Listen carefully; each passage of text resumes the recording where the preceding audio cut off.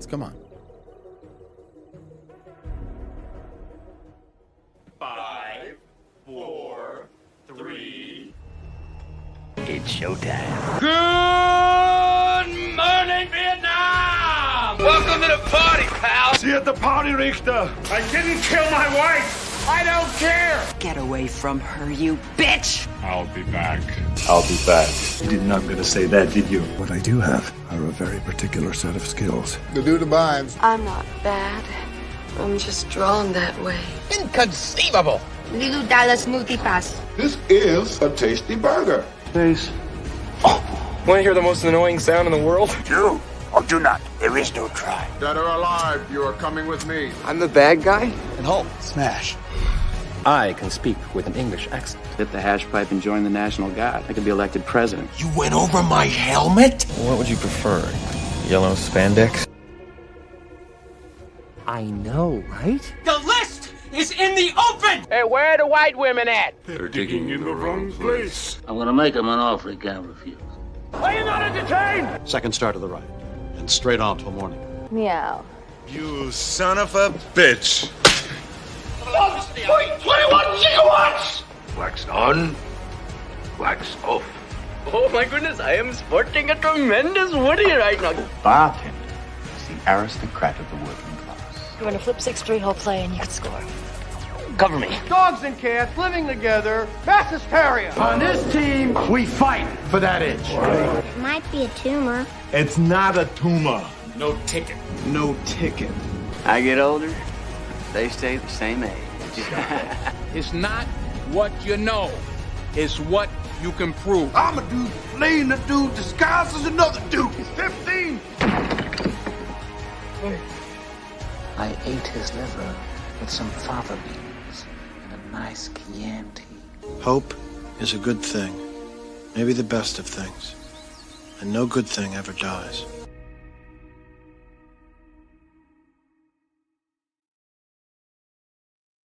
Good evening, and welcome to the Reel McCoy. I'm your host, Meffistoe, and always with me, my hetero life mate. Oh, my feelings. How are you, sir? Good. How you doing, buddy? I'm good. How about the level of sap that we kind of covered during the last 5 minutes? Yeah. Last 5 minutes. Got real sappy. It got real sappy back here. Like, what is tree and get out of here? Got sappy. All right. What is the Reel McCoy, you might ask? The Reel McCoy is your weekly movie podcast where we ask you to go watch your movie. You watch it, come back to us, and we break it down for you. What is this month? Oh, my feelings. It's April. It's a hell of a month. It's a hell of a month. We are starting April with hell-based movies. Now, I really wanted to call it Heaven and Hell, but it didn't work out. We'll just say logic prevailed. I'm just saying, not many people would get the Dio reference, which is great. I mean, don't get me wrong, love Dio, love him. Yeah, I know. Okay. So this entire month, it's a hell of a month. So we will cover hell-based movies, and because I think we're on a graphic novel, comic book drive streak, and right now, trust me, guys, we have plenty more for the rest of the year. Yeah, there are quite a few. Yeah, there's quite a few. We will begin with kind of a movie that is in the headlines right now because it's the 20-year anniversary.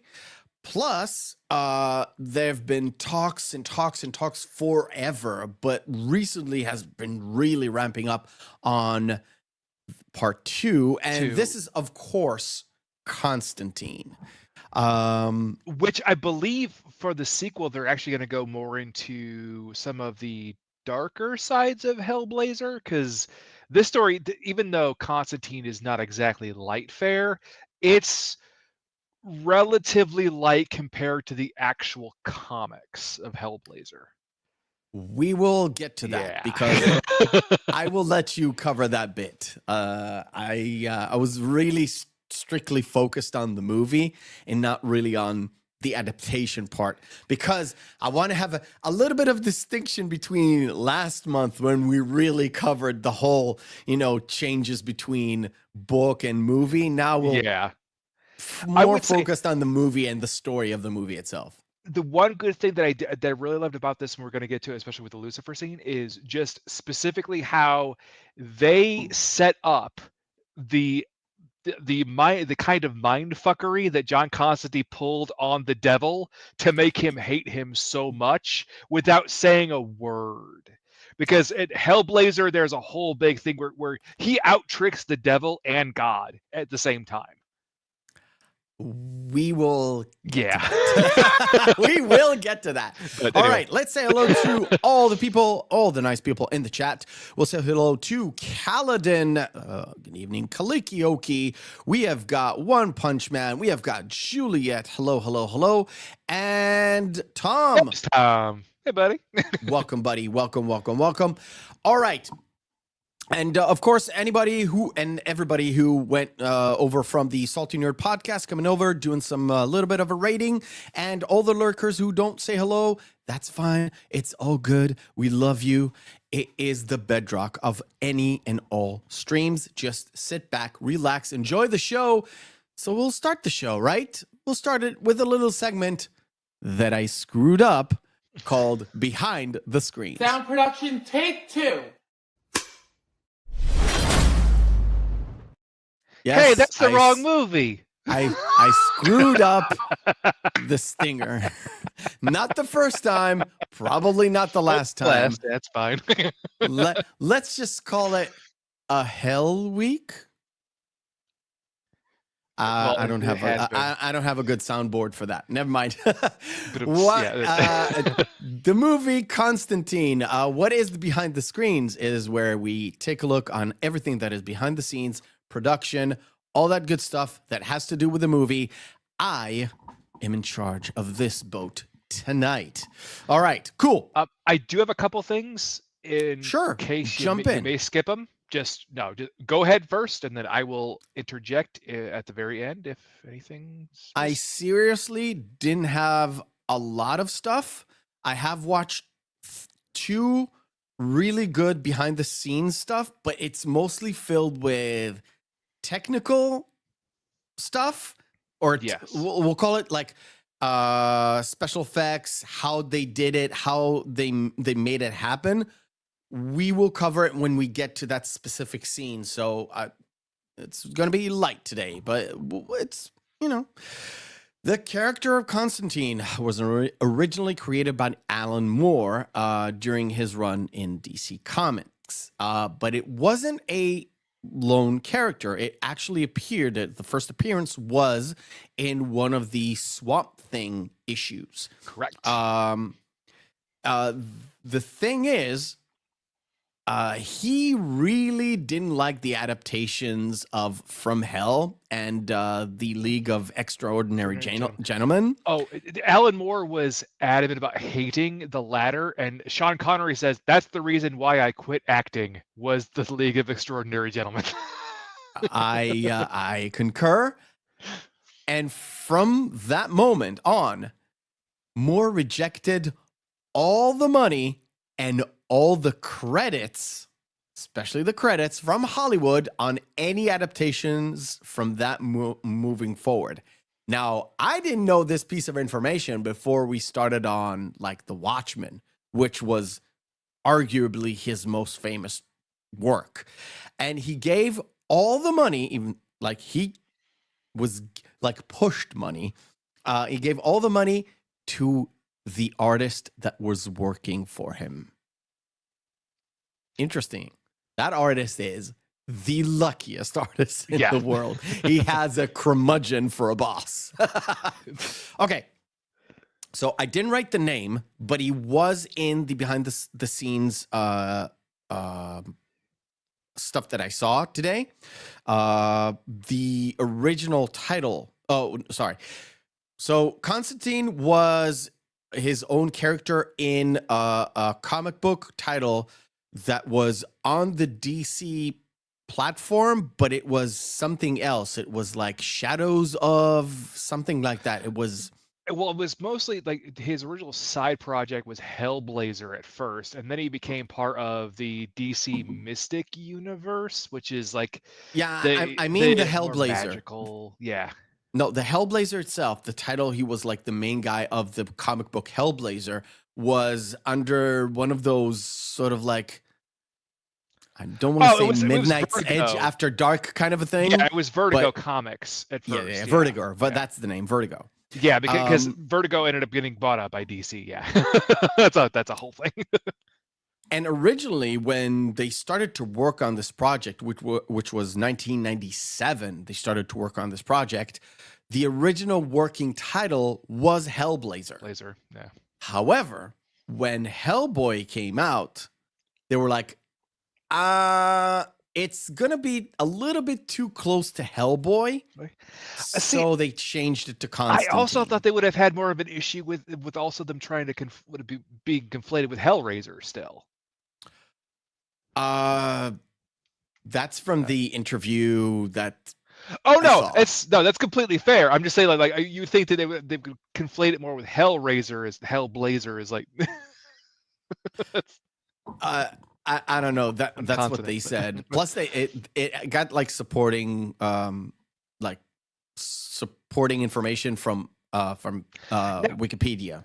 Actually, correct me if I'm wrong. I do think also Hellboy was another Vertigo project too when it started. I do believe it was. Wasn't that Dark Horse? I'm not an expert. Wasn't that Dark Horse? I thought it was Vertigo. That or maybe Image. You can check it while I talk. Hold it. Hold it. Very difficult to decipher because every single one of the independent comic book companies got bought up by DC or Marvel at some point in time. So. Yeah. Okay. So the original director that was attached to this project was Tarsim Singh. Never heard about him. He's probably a really good director. And the main actor that was on board was none other than Nicolas Cage. Which I think he could have been a good John Constantine, but he would have just gone. He would have caged it up at some point in time. I agree, because that's the next sentence. So the director said that with Cage, he couldn't make the film that he actually wanted to make.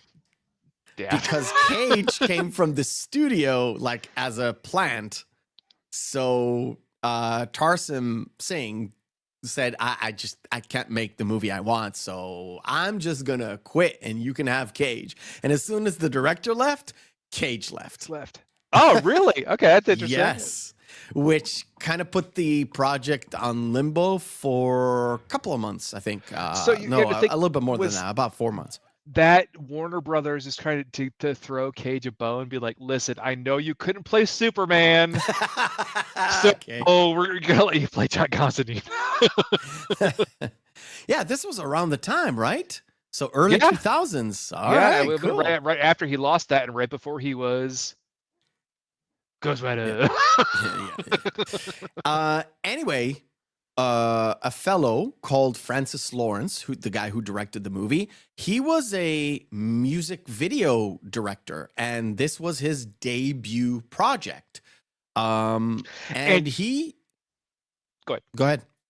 I was gonna say, you can tell. I know, but you can really tell. He took it by the balls, because he said in the behind the scenes interview, he said that I was so used to working with a small crew, so like one person had a lot to do. Now I can just delegate and things just happen. And apparently the shoot went really well. They stuck to the schedule, they stuck to the budget. The only things that took way too long was a lot of the CGI. So the whole post-production took a while. We'll get to Keanu in a bit. So most of the actors came in rather quickly. So they wanted Shia LaBeouf because it got recommended by Akiva Goldsman, who was the main producer of this. Akiva Goldsman, who is very much hated by the Star Trek community right now, but we'll put that aside. They were impressed because of his work with Will Smith on iRobot. Peter Stormare, they wanted him to be Lucifer. They wanted Peter to be Lucifer. Lucifer is a devout Christian, and wait. You mean Peter Stormare is, because you just said Lucifer is a devout Christian? No. Peter Stormare is a devout Christian. Okay, is a devout. Like, I'd never read that before. I need an aspirin. Peter Stormare is a devout Christian. One of the main reasons he accepted the role is because he was given free range to have any version of the devil that he wanted. Yeah. He came up with the tattoos. He came up with the white suit. The only thing he did not came up with is the black goo. Now, it has meaning. We'll get to that in a second. Rachel Weisz was offered from like her roles in from The Mummy and other things. Also on a sort of like, they went to the producers, look, we've got a great person for you to do. She did a lot of her own stunt work as well. So she was like, she was game. She was really game on actually doing some stuff. I think that Rachel Weisz really kind of got the short end of the stick because she was always great in every role that she's been in, but she hasn't been in that many good movies overall in her career. She's done a lot of variations.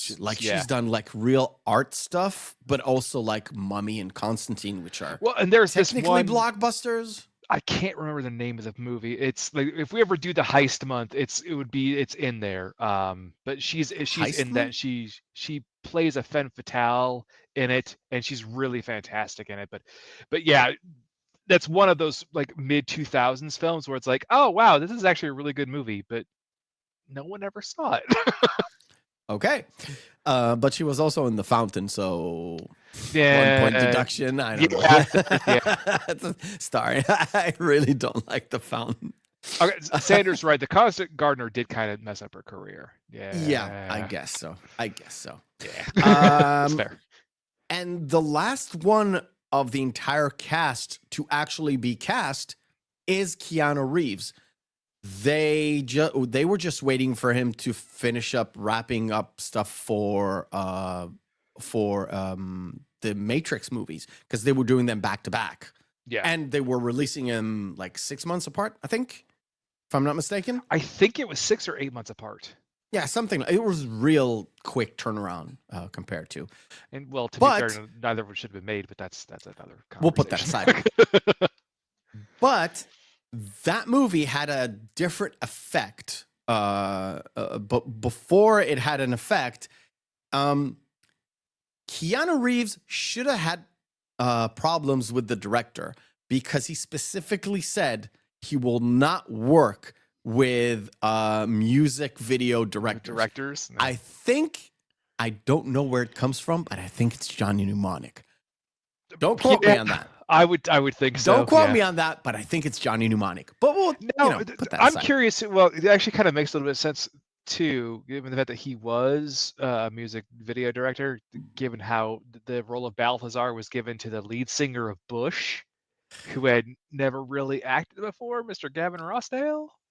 I think he had one movie. No. He said that he had one movie on his belt, but it wasn't released before Constantine. Okay. Well, the thing is, like, he did a perfectly serviceable job. Like, he played a good kind of like henchman of the main arc villain. So I was like, yeah, fine. Yeah.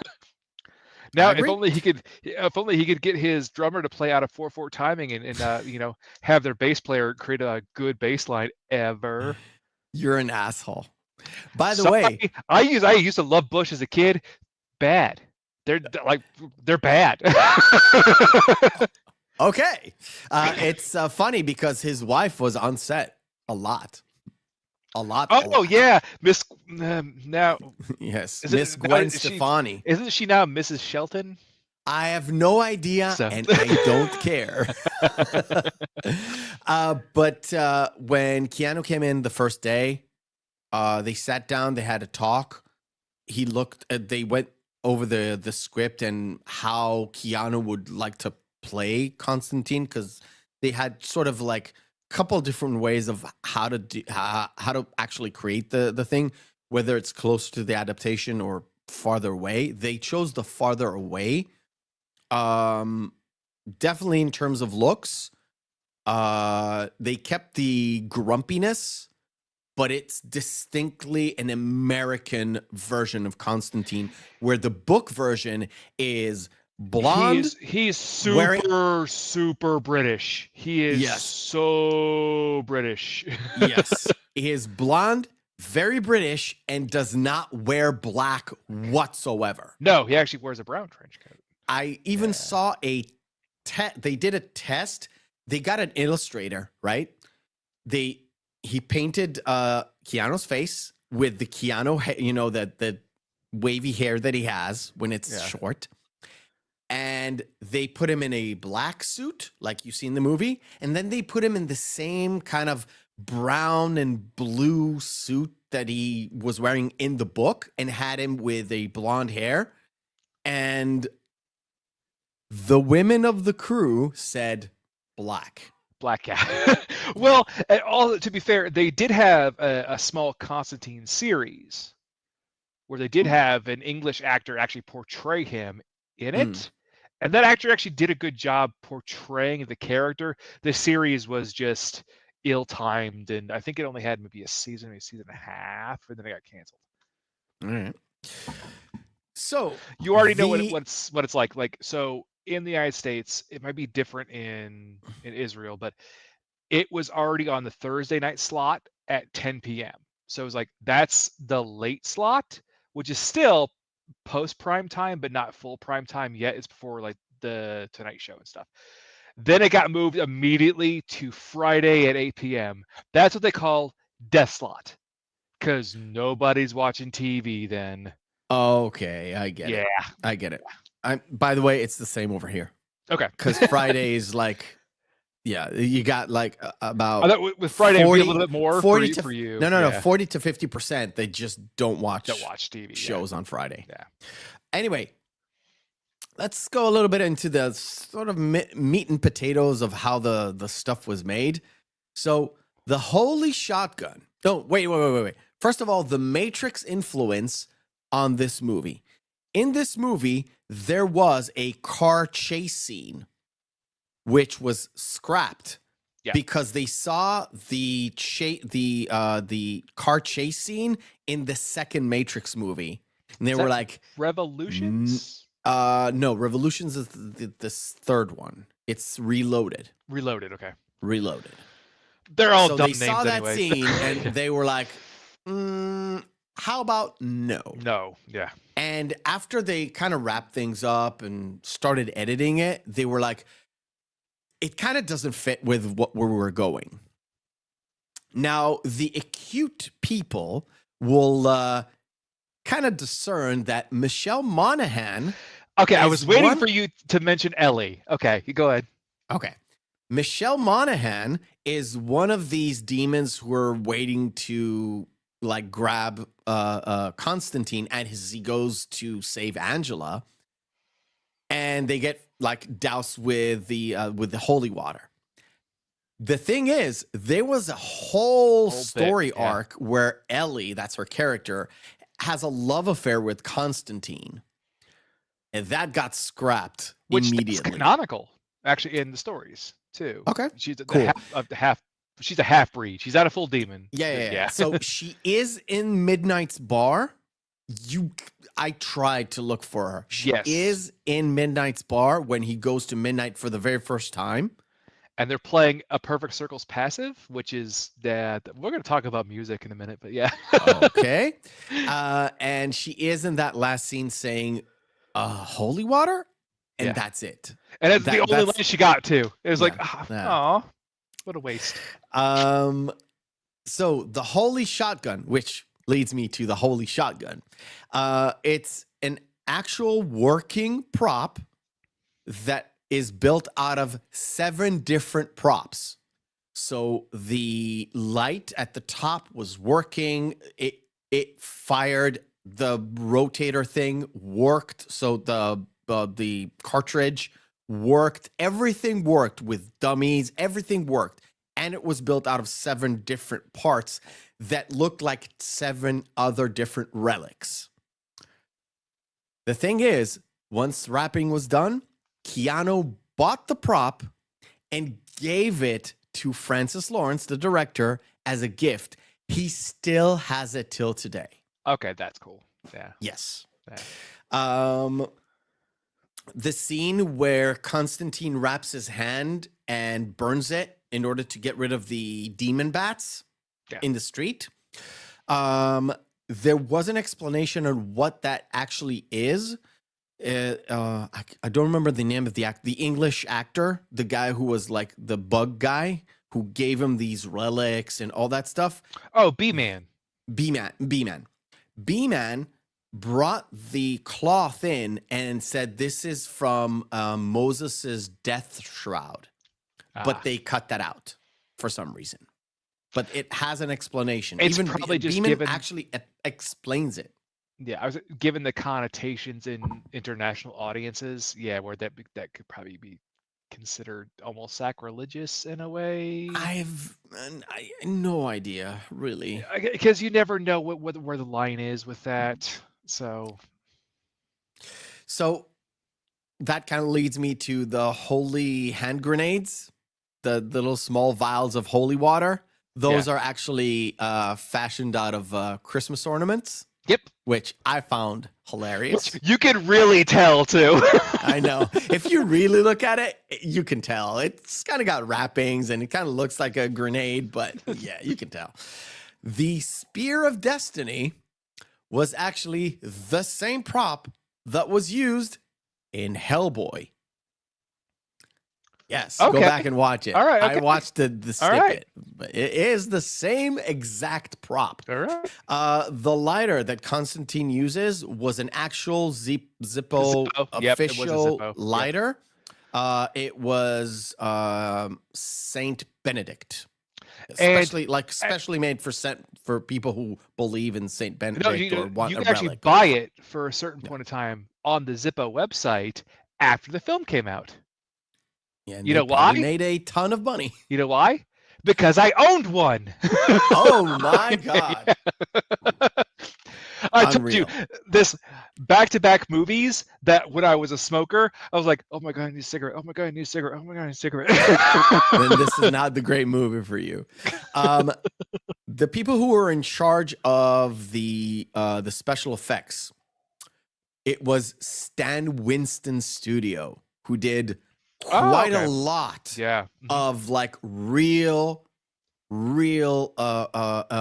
effects on scene. Like the Balthazar face, I thought it was CGI. No, it was a complete. It was only 3 hours, which is pretty short for a full makeup, but it was a full on half a mask and all that stuff. The car, the guy who gets slammed by the car, it's mostly done like live action.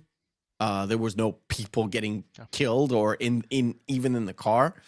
They had a dummy called Jose, which I found hilarious.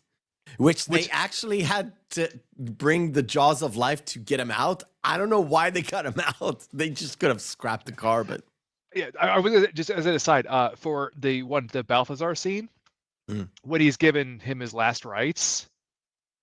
When Constantine wipes it on his shirt, that's how you know it's practical because it's actually residue that's left over on his jacket. Okay. Yeah. And the people who are in charge of the CGI is a studio called ESC, so Escape.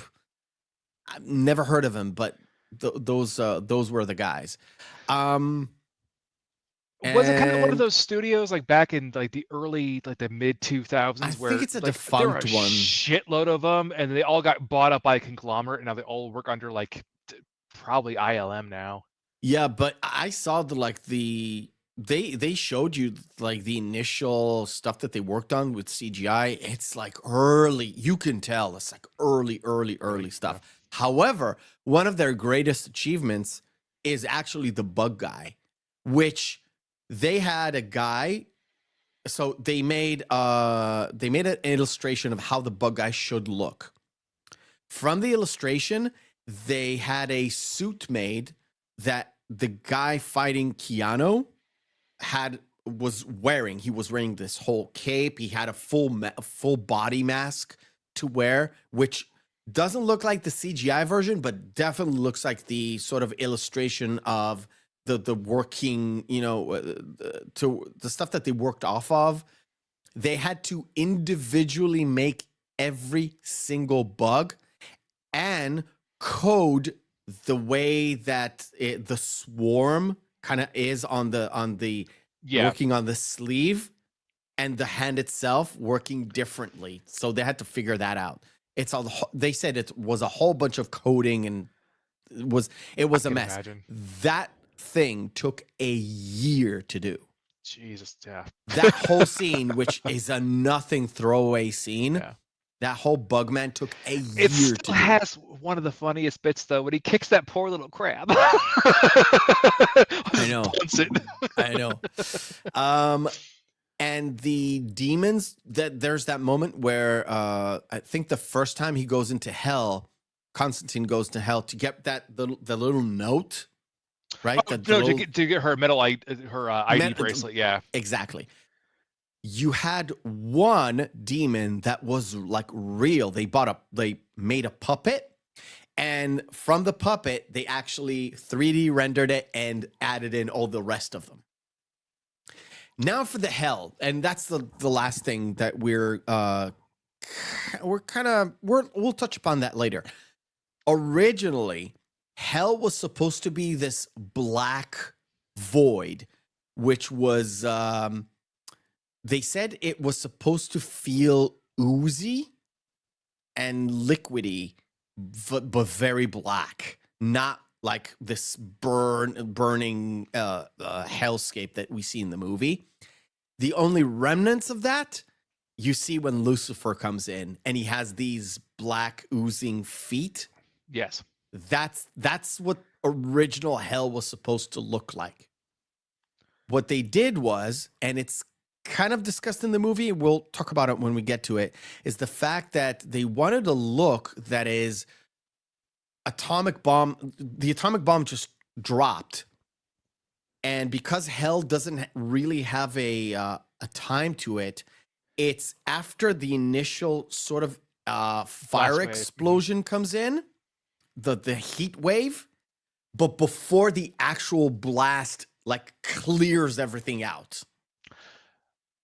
Do you get what I'm saying? Yes, I think it was also great too the way it's also like a superposition of your current state, because where he it was like immediately just like he was there and then he was in hell. It was just a reflected version of what the modern reality was outside of hell. Yeah, what they meant is, so Constantine is in LA. That's where he's based. So hell in LA looks like what would hell after like an atomic blast would be like in LA. If this was New York, it would have been New York. How would New York look like as a hellscape just after the bomb went off? That's the whole point. Buddy, you're mentioning two cities that I think are hell anyway. I've been there. It's not hell. Well, maybe LA is after the fires, but not when I was there. All right. Hell looks like the eternal reruns of Star Trek Discovery. There you go. That is your hell. I will strap you in and glue your eyeballs back like a Clockwork Orange. You just have to watch that forever. I will neither agree nor disagree, but I agree. All right, cool. Let's. I've actually stretched it out, and we will play our first game of the night. It is called Missing Marquee.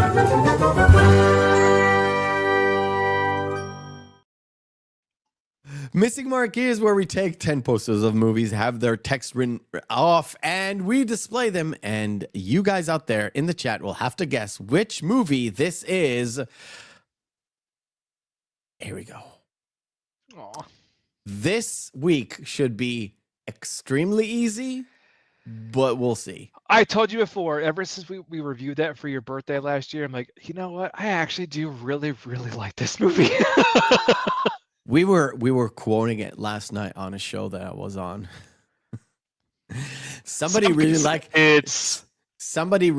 the sentence, "There's Jews in my yeah." And I was like, well, can't get any Jewier than them, but yes. Come on. As good as it gets. Sander Hammerschlag has got it. Yes. Love this poster, by the way. Really love this poster. It's a the great movie. one. Sort of. Yeah, it's all right. I don't think it's Stephen King's best Cars That Come to Life film. This is his second worst one. His second worst adaptation. The first one is the one he directed. I told you about, where he was on coke the entire time. They're like, yeah, Stephen, you can direct while you're on coke. Sure, bud. This is, of course, Christine. My wife really likes it for some reason. Yeah, I don't know. She introduced me to it. Now, this is the first one, right? Yes. Okay. I have to say, most of his posters look almost exactly the same. Yeah, it's just Jason Statham. Just. It is not the transporter. It's the crazier one, guys.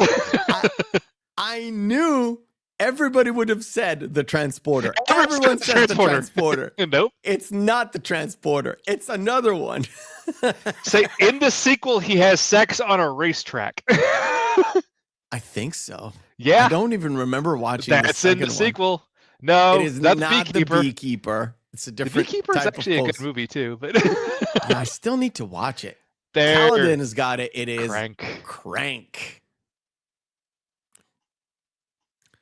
Oddly enough, he's not even using a crank in that movie. It was supposed to be a joke about math, but I know.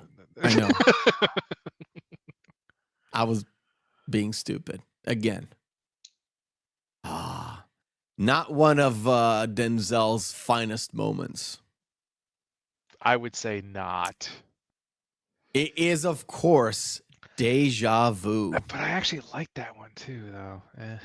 That's fine. It's not a terrible movie. One point in time, we're gonna have to go back and do a review of this one, just you and I, bud, because you know how much I love film noir. And I know I missed this one. And you missed Paulie, which he's like based in LA.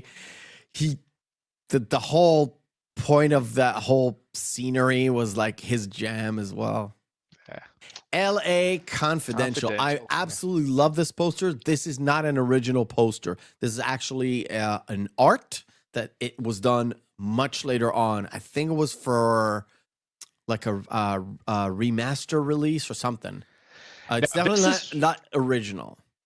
This is one of Scorsese's biggest misses. And also, I think the reason why you don't like DiCaprio is probably this is a good reason why. The reason why I don't like DiCaprio as an actor is distilled in this movie. It's absolutely Calvin's fucking. got it, yeah. I don't like this movie. It's not bad again. It's movie. not It's not really that bad, but it's a Scorsese 5, which come on. I love Scorsese. Now this is a movie we were talking about, but we haven't found a theme. I know, for but it. I still would love to watch it. French fried potatoes. There's so many moments in this where you're like, oh. You don't do that. He's just a little boy. Yeah. It's a great fucking movie. Is it Bob his Thornton best? You think it is his best role? Most likely, yeah. Because I didn't really like him in the one that he did with Halle Berry. Monsters Ball? I like that movie. I like the movie a lot, actually. No, I like the movie. It's like I don't think it was like his best. That's fair.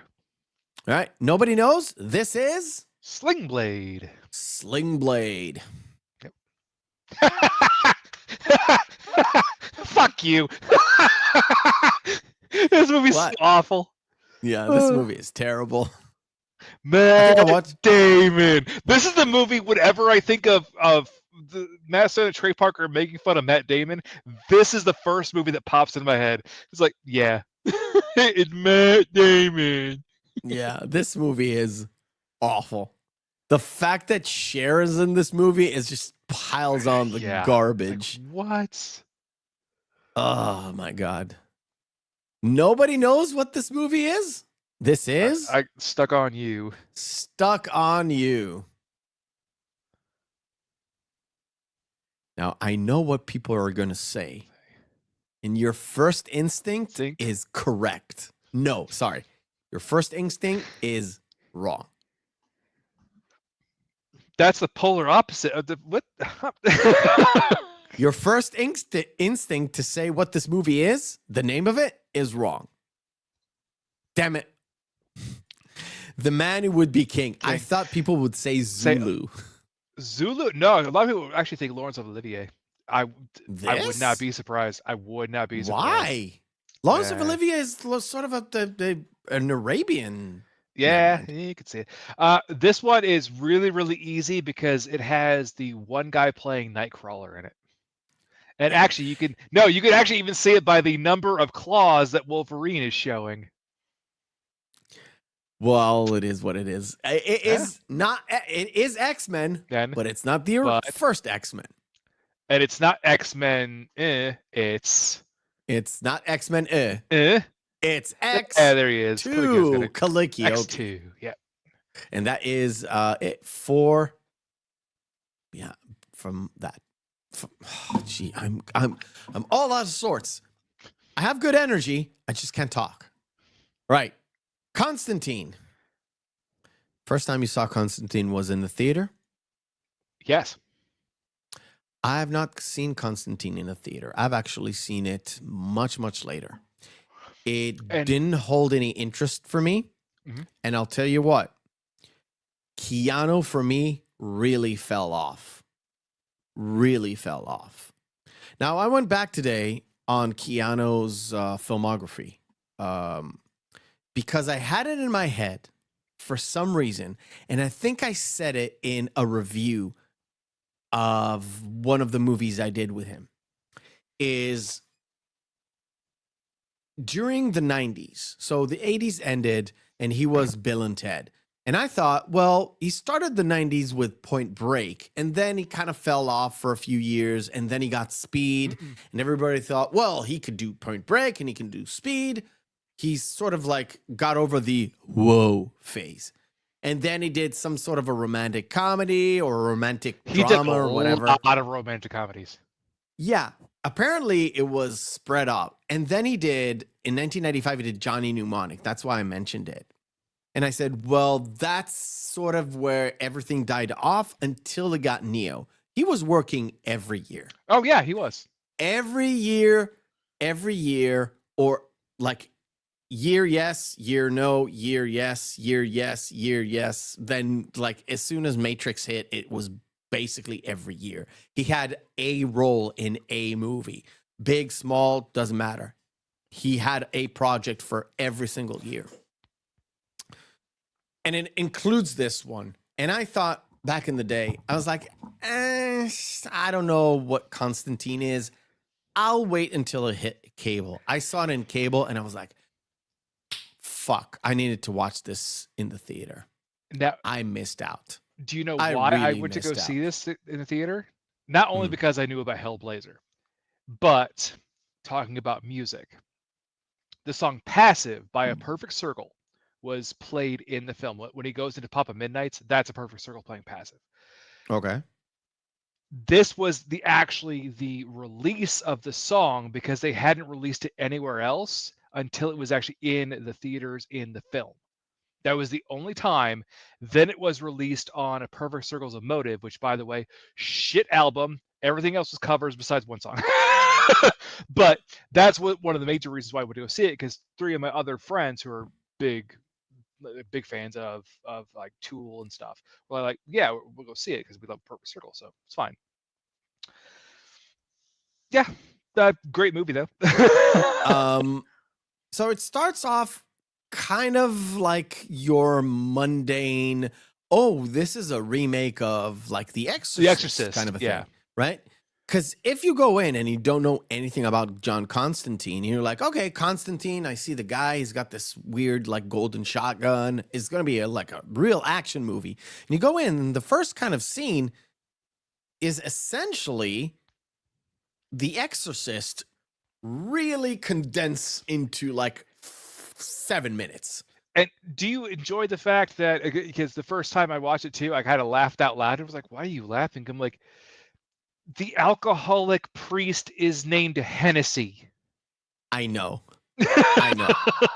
Now, this whole scene, and throughout the movie, there are images and there are moments. They're like strictly making references to Neo, especially the fact that he is sort of the Messiah. He's in the last one. scene, I know I'm jumping forward, but in the last scene, he literally is carried off into heaven, cross style. And the only difference is he turns around and he flips the bird to Lucifer. Yeah, he's going to give it the finger to Lucifer. It's great. But he has sort of the same Neo moment, just like in Matrix Revolutions, which made no sense. No, it's supposed to be the whole thing where that's almost 6 to 1, where it's not even a Matrix reference. It's a Christ-like reference, because Neo was the one, and he was propped up like he was being sacrificed on the cross in Revolutions. So yeah, but we also have, like, this was a perfect role for Shia LaBeouf back in the day, because he was that bumbling idiot that thought he knew more than he did. Well, not even that, but he was aspiring to be something more than he was, but he had the knowledge to back it up, where he wasn't insufferable. Now, yeah, and it comes up at the very end. Yeah, when he became Sam Witwicky in Transformers, then he became insufferable. Oh, yeah. And now he's like in real life really insufferable, apparently. But you have to love this too, the effect here too, where like the close your eyes, don't look, and the immediately aging effect on the guy where his hair all turns white immediately. Yeah, and they never say, but it has to be Korean, because the Koreans, or a part of the Koreans, are maybe not Catholic, but they're Christian. Oh yeah, that's kind of a cult. Yeah, I'm not gonna go. So like, what? Like, look up more into that. It's scary. It's really scary. All I know is South Korea is very much Christian, maybe not Catholic. I don't know if they're Catholic, but they're definitely Christian. So it has to be Korean. Not that it matters that much to me. They could have been Filipino, which would make a lot of sense, because most of the Philippines is Catholic. Yeah, and that's because of the Spanish influence. Yep. That's whole rigmarole there. But they didn't look Filipino to me. All I know is the subtitles didn't say, when they were speaking in their native tongue, what it was. They didn't. They didn't have any subtitles. So we have this exorcism going on, and it actually but has Constantine sort of razzled, because you're not supposed to, and he even says it's a soldier demon, and they're not supposed to like burst out of these people or this child. Yeah, because it was, I forgot who it was. Was it B-Man, or was it? It was B-Man, when he was talking to B-Man, where he said, no, I just saw a soldier demon try to crawl out of a little girl. And B-Man was like, no, they can puppet us. They can't use us as a conduit to manifest. Yeah, they Like- can't use us to move into our world, or they're not supposed to, because of this whole balance thing. And I like the fact that the movie doesn't tell you everything outright. It's sort of little by little spoon feeds you things in order for you to understand what is going on. But at first it shows you what was going on, and then it kind of spoon feeds especially you that how stuff. it opens just with Manuel finding the Spear of Destiny, and then him just walking off, getting hit by the car, and just shrugging it off, and like just Yeah, running. I kind of skipped over that, but it was also wrapped in a Nazi flag, which they burned it after the scene was done in order for it not to be used as a prop for neo-Nazis. Which that's fair enough, but it's more the fact that like that was true because Hitler had his entire department that was devoted to the occult. The occult. So so if anyone was gonna find it, it would have been him and his fucking cronies. So yeah, this whole bit, like I said, they just threw a car into this I don't know how to, like a spike. They used a big kind of spike to make sure that car has that. If a man was going into a car, those traffic stop. No. They put some sort of a spike on a crane, and they just left it on the crane wasn't lifted. It was just on the ground, and they just remote control drove the car. They said we would have used the driver, but the impact would be so severe. We cannot protect the driver's legs or chest. So we would prefer to just use a dummy for it. And I've seen the scene. You barely see anyone in the car. So it really doesn't matter. And in order for it to like hit the thing and go up, they actually had it up and put down and threw some dust on it. Because they couldn't get it to go up. So they lifted it with like hydraulics and then dropped it? They just dropped it and got it in reverse on the edit. It's barely a simple thing, but they just couldn't make it believable as in hitting it and going up. That's it. No, sort of a trick, but it's movie magic. I like it. Movies. I love movies. So what you're telling me is things are not actually happening that I'm watching? What? Yes. And then of course we get the whole Isabel committing suicide scene, along with introducing Angela, where you get to see Angela get introduced later on, and she kind of mentions the fact that Father, I have sinned, I killed another man. It was an alley, it was dark, it was a bad man. But when she goes home, she kind of mentions that the fact that most cops go on the force for 20 years and they never draw their gun. And I drew my gun way too many times. But I always know where they are and what they're thinking and also where the bullet is going to go. I always know where to shoot and I know when to duck. And it's like more of her latent gift that she had that she tried to sequester herself from. We'll get to on. Yeah, we'll get to which essentially making her a really powerful psychic. And also essentially, and I think Constantine mentions it towards the end where, you seem way more powerful than Isabel. And she even gives him the excuse of like, of course I am more powerful. They gave her so many drugs, it screwed up her head. It literally screwed up her head. She was like, she would be like you, but worse. But I love this too. As soon as he lights up a cigarette, he's like, "Oh, that'll help." Yeah. Well, it's not gonna do me any more harm, is it? Yeah. I was like, I'm gonna die regardless. But this is 2005. He was smoking not only in a hospital, he was smoking in an elevator. Yeah. Which I don't think you're supposed to, but he does not. Yeah, but also too, like he doesn't give a single fuck. Like most people are just like, well, no, I will respectfully not do that for the sake of everyone else. He's like, fuck you.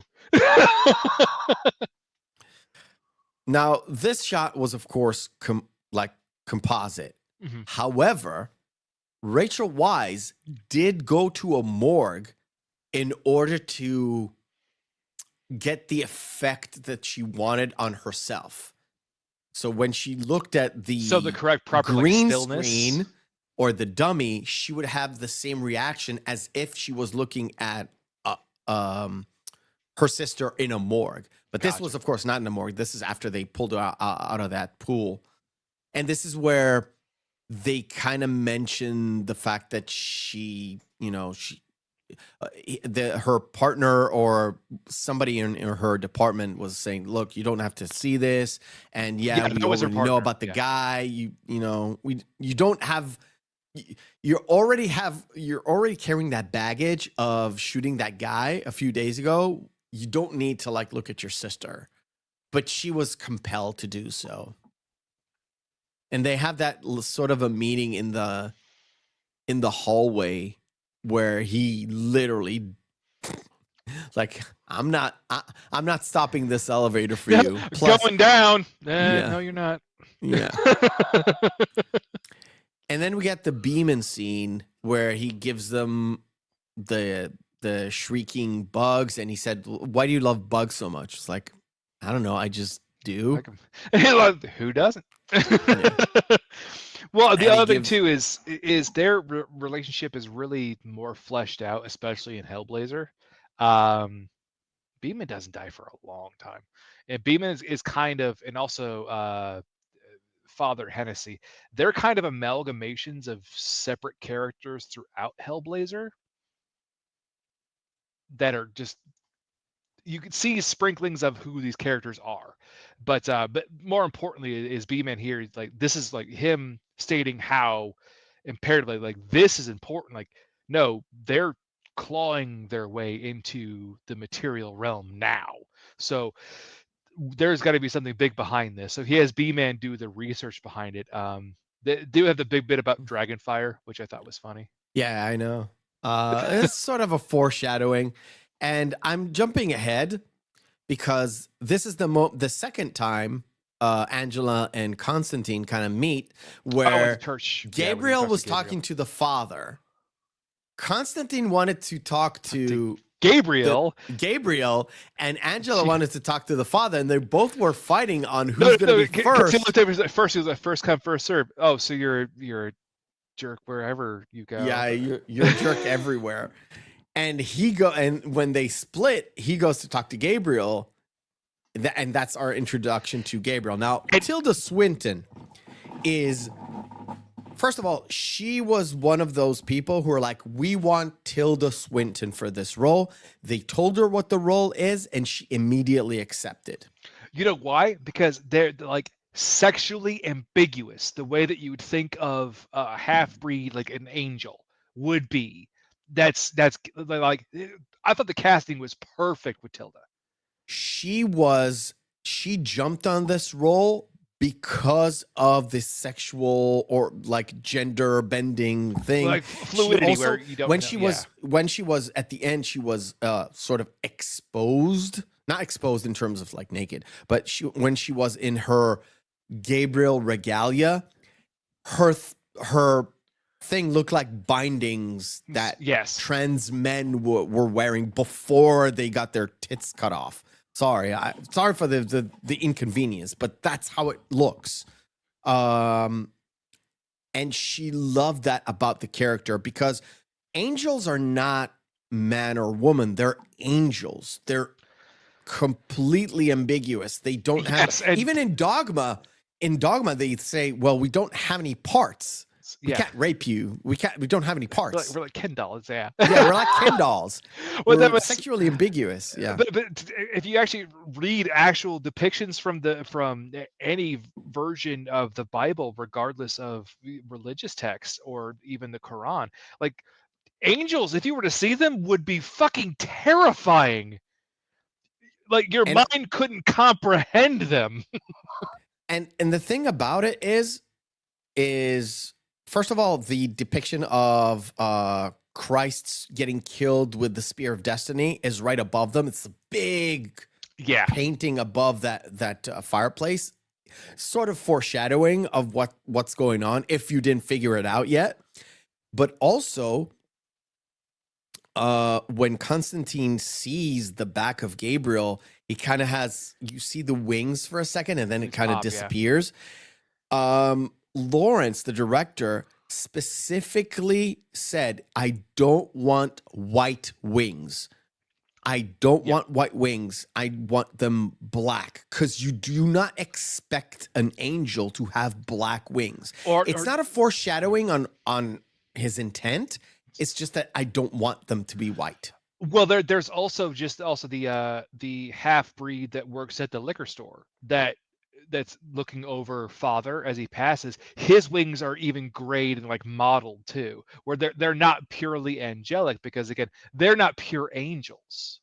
Yes, they're half angel, half human, so they're allowed to walk among us. And of course, they have that little talk, and she doesn't even realize. But when she goes home, she's watching the tape where Isabel throws herself off the building, and when she is a little bit drowsy, she can hear her say Constantine.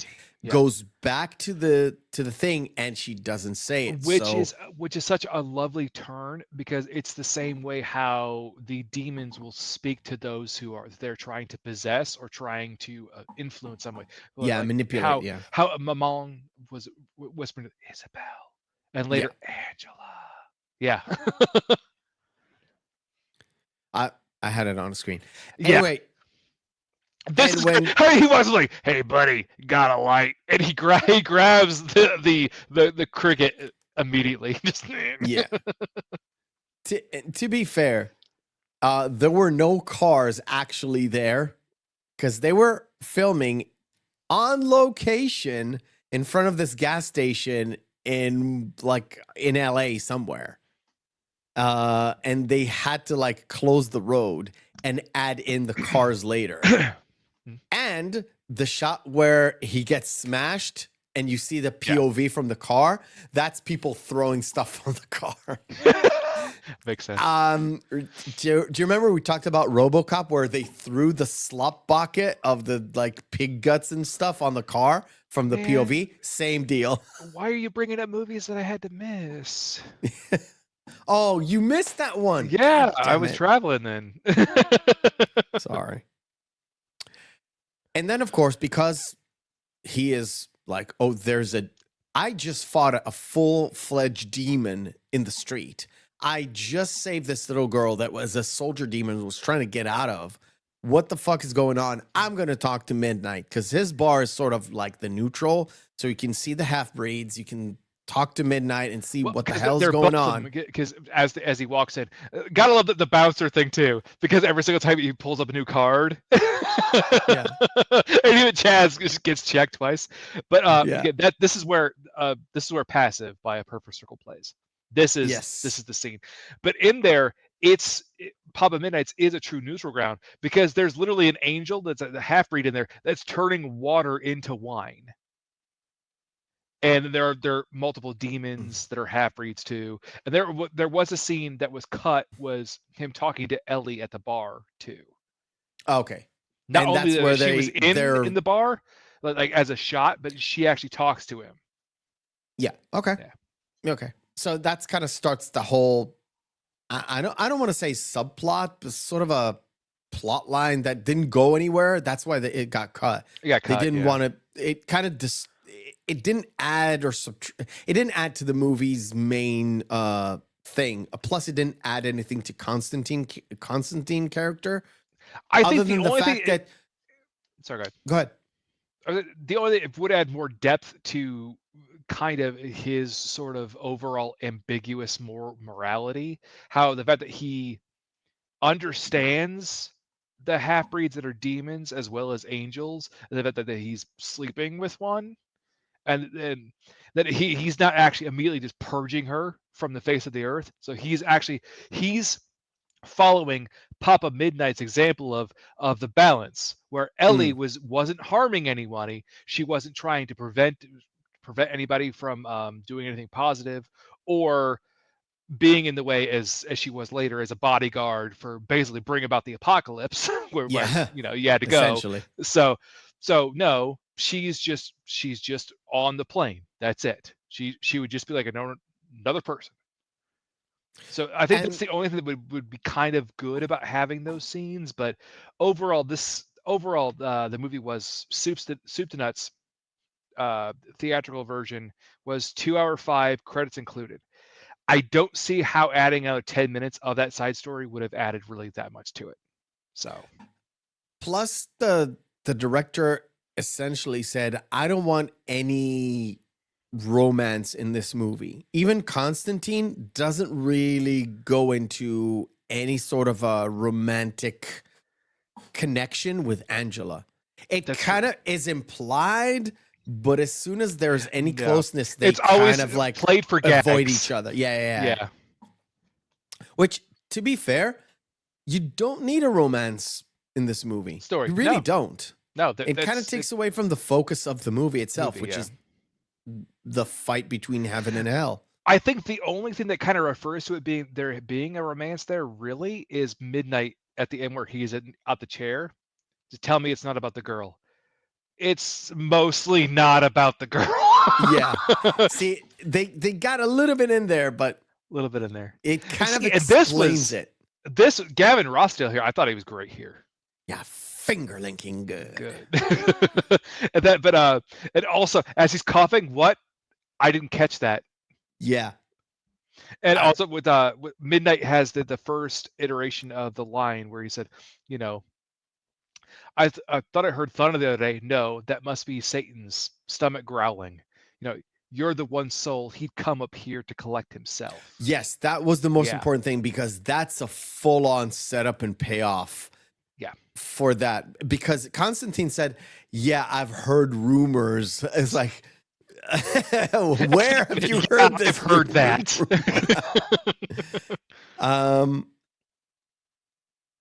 So the third time they meet, this is where Isabel's death or Isabel telling her to see Constantine kind of clicks with her that she needs to talk to him. And also Constantine being an asshole where he puts the spider underneath a rocks glass, blows smoke to like, now you see how I feel. Exactly. And the thing is, she frees the spider. Yep.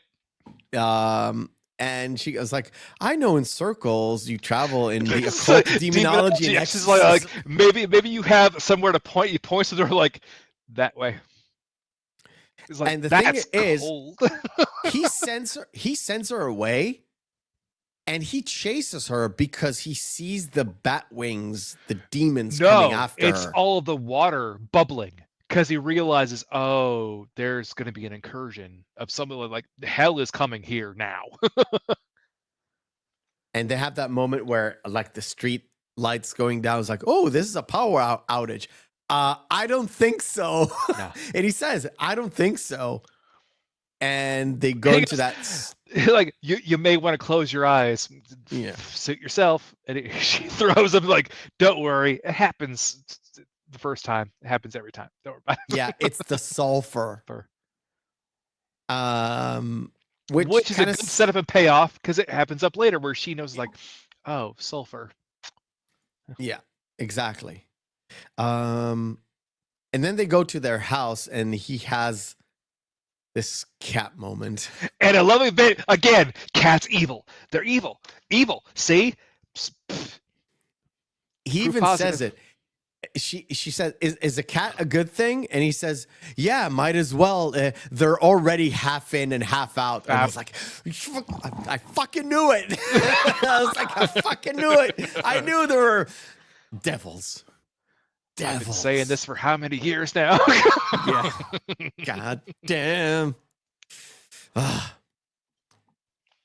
Anyway, so he puts his entire feet in the water with the shoes on, where later on in the chair he kind of takes off the shoes, but we'll put that aside. But he goes and he has the hell moment. Yeah, I need to set this up.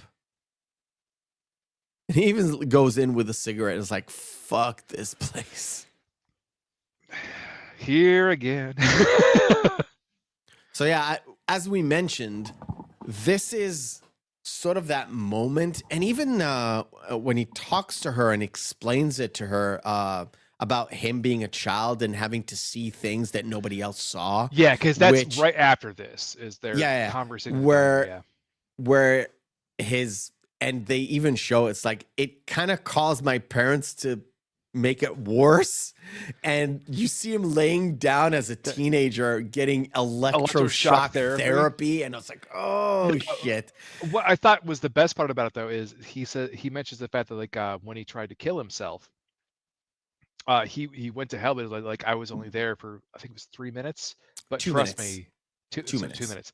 It was like trust me, that's like an eternity in hell.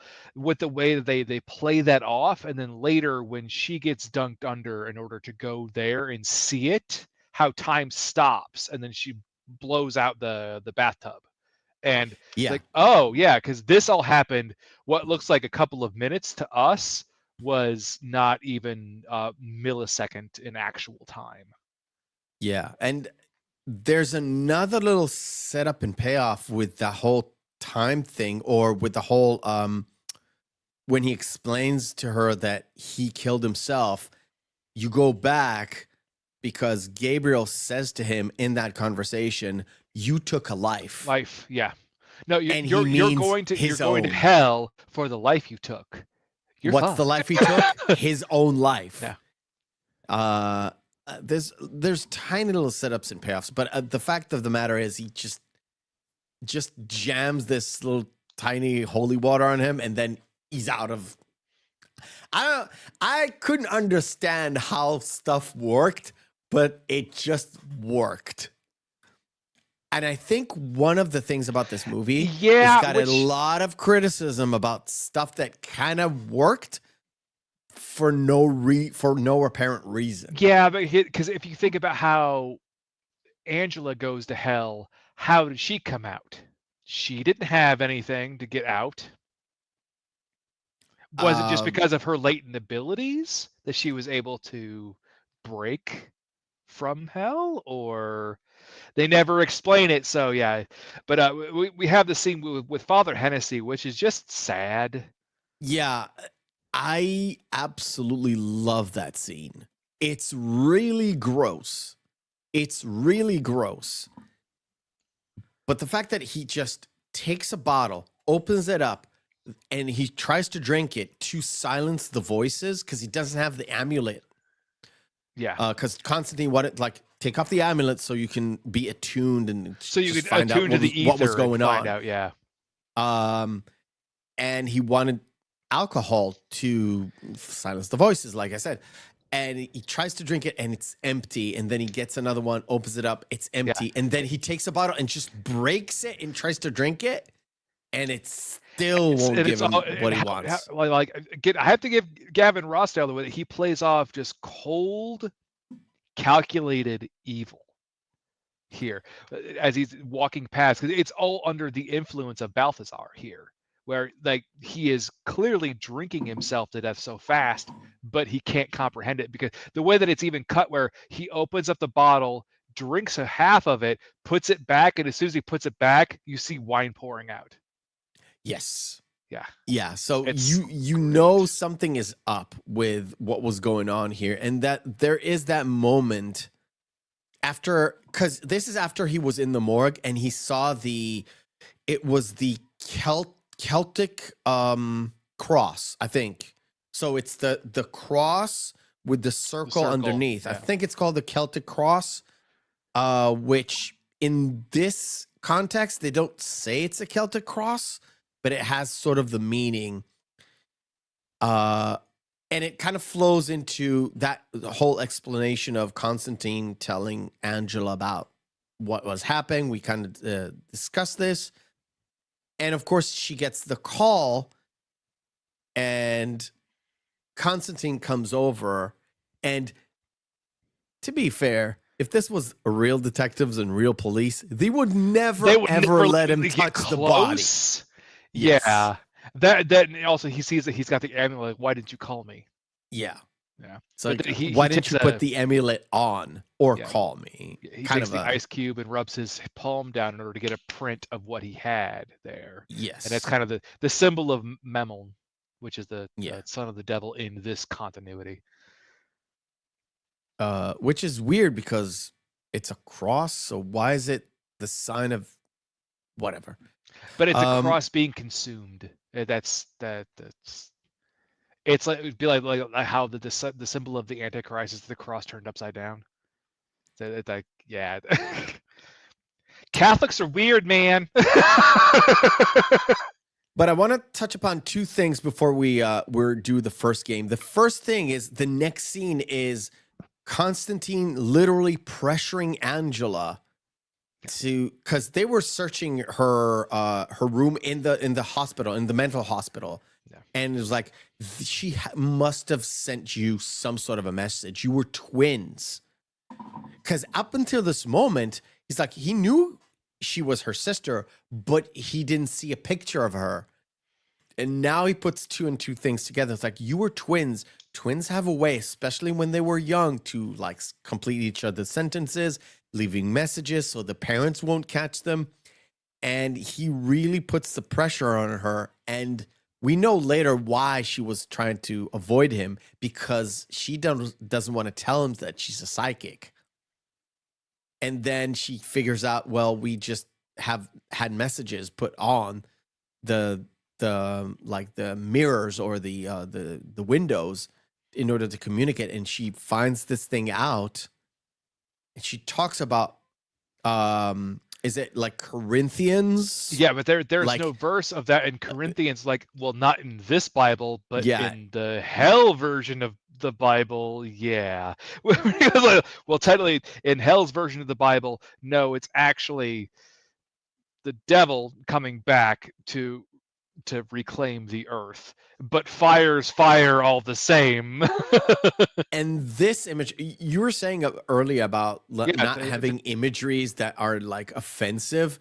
This is one of the most offensive imageries that is, for a Catholic. It's the cross turned upside down. It's upside down Christ on a cross, which really does fit with more. I think did we talk about the ninth gate? So in the ninth gate, there's a book. Yes, but there's a book. The book is also black, but it has the pentagram on it rather than this imagery. And I think this imagery is much more of the sort of invoking the Antichrist rather than like hell or getting to hell. But no, potato. And Beeman, and of course, Beeman gets killed for it after and he's the one who's giving him the direct reference, and what the entire thing is referencing is Memel, the son of the devil, crossing over into the world, and that's where we kind of just leave it there with John and Angela finding.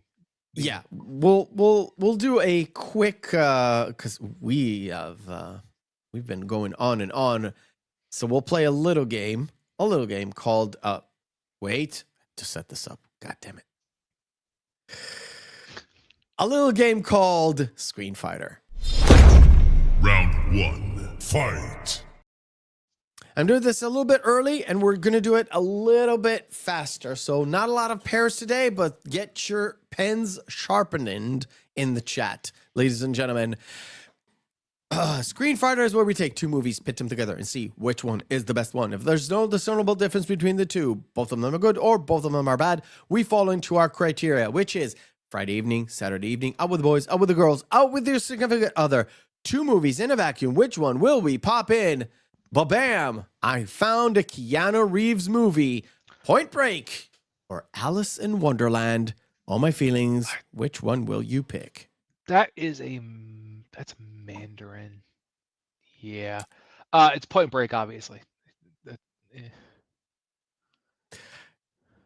No reason?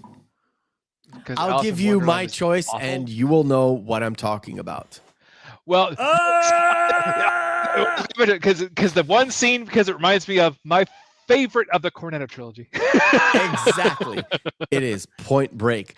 That movie has got a bad rap. It's a solid action movie. It's fine. The other one is just does not count. On the Waterfront. Oh, come on. Or X-Men Last Stand. Chat said Alice in Wonderland. Holy shitballs, guys.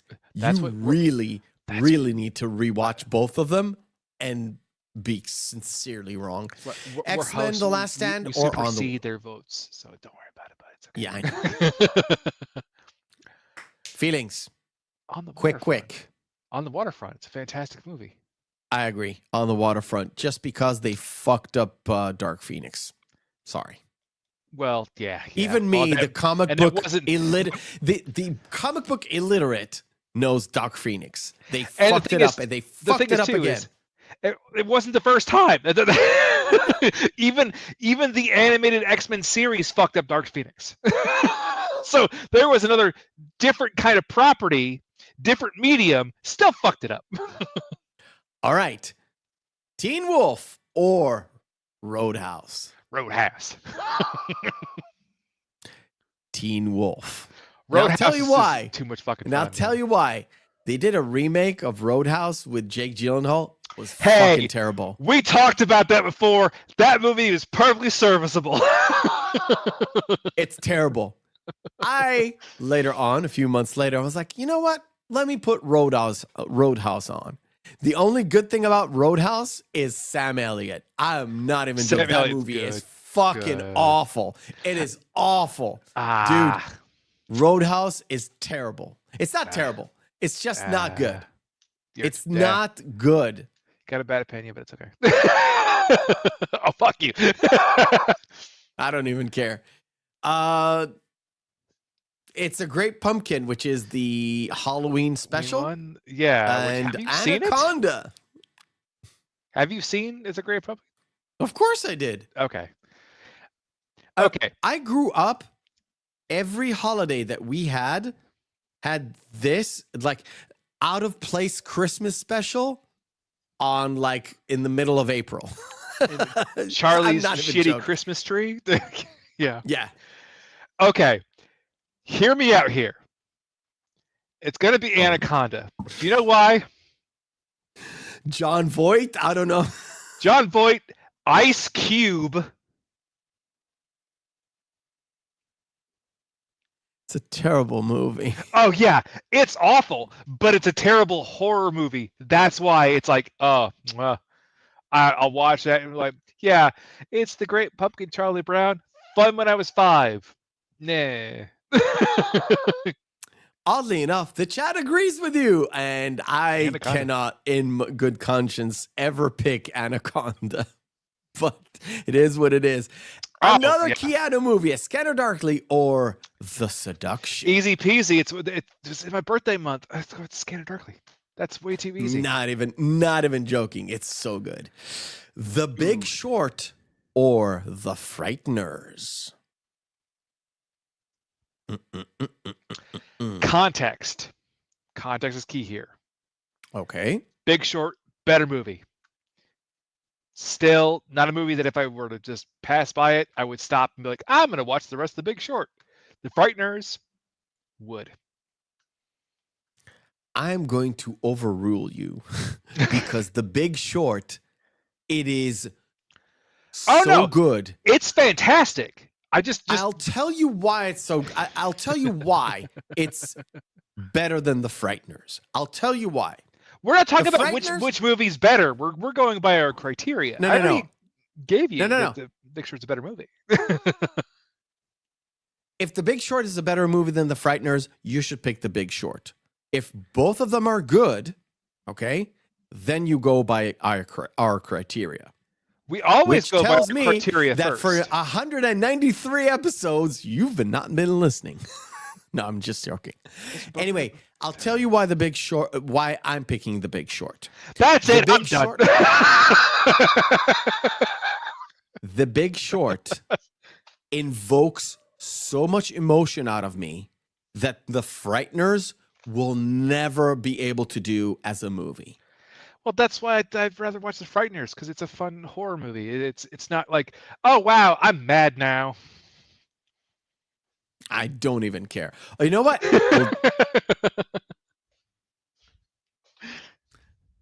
I'll give it a whirl. Last one, Footloose or Apocalypse Now. And you have the same dilemma again. See, the thing is, I never even liked Footloose to begin with. So... My brother, my man. Never cared for that movie. I thought it was absolute dog shit, even though I think Kevin Bacon is a national treasure. I don't think not Footloose the one is that bad. Nicolas Cage is trying to find. But No, I don't think Footloose is bad. It's not my kind of movie, though. That's fair. It's a great teen movie. I was like, it's not up there in my list of gots to have to watch. Apocalypse Now, even though it's a hard watch, especially if you watch the extended version. What? Yeah. But it's Side note, a much if you guys better know what movie. we're talking about, go watch a review of Apocalypse Now, because it's just, I mean, again, Footloose is iconic, but it was never for me. It's Apocalypse Now. Oh. Anyway, we've gone a bit too long, longer than I thought we would. But was it Point Break again? Yeah, Point Break and Soul, which is a horrible movie. Becky's like, I love Footloose. Hey, fuck you. Becky, I've seen it before. I just don't care for it. Yeah, it's one of those movies. Look, it's one of those movies that I put in the same category. Well, not even close to the category of E.T., but it's in that category of E.T. of like, I know it's good. I don't like it personally. I would think of it more of a akin to Footloose is akin to, I would say, Dirty Dancing. Oh, Dirty Dancing is a much better movie than Footloose. Yeah, but it's still on the same kind of vein where the same sort of target audience. Where I'm like, this is not a film that's meant for me. And that's okay. It's fine. It's like there's an audience for it. There's an audience for musicals, and I don't like musicals, but I get why people love like Chicago or Grease. I love. Why do you think the only musical we've ever reviewed was Cannibal the Musical? Because I hate musicals. I mean, we will do Little Shop of Horrors someday. Yeah, well, yeah, that's because that's just a fun story. Yeah, it is a fun story. Anyway, so where were we? Oh yeah, there's this moment again where he wants her to see hell, for her to grasp he wants her to see hell in her sister and all that stuff, and she's like, yeah, it was just like so do I need like clothes like, on or off? You're like, I'm thinking. Because, it's like on is fine. Oh, DK, was that Repo the Genetic Opera? I think that's the name of it. That's okay. It's all right. And this moment where he doesn't push her into the water. He just keeps her from actually going out until... And also, you have to wonder, is Rachel Weisz that tiny? Or are Keanu Reeves' hands that big? No. She is a tiny little woman. She's a tiny little woman. And to be fair, Keanu Reeves is a tall man. He's 6'1", 6'2"? I think he's somewhere in that vicinity. He's a tall man. Yeah, but you see it later when he has his hands over her stomach and his hands are literally covering her entire torso. I'm like,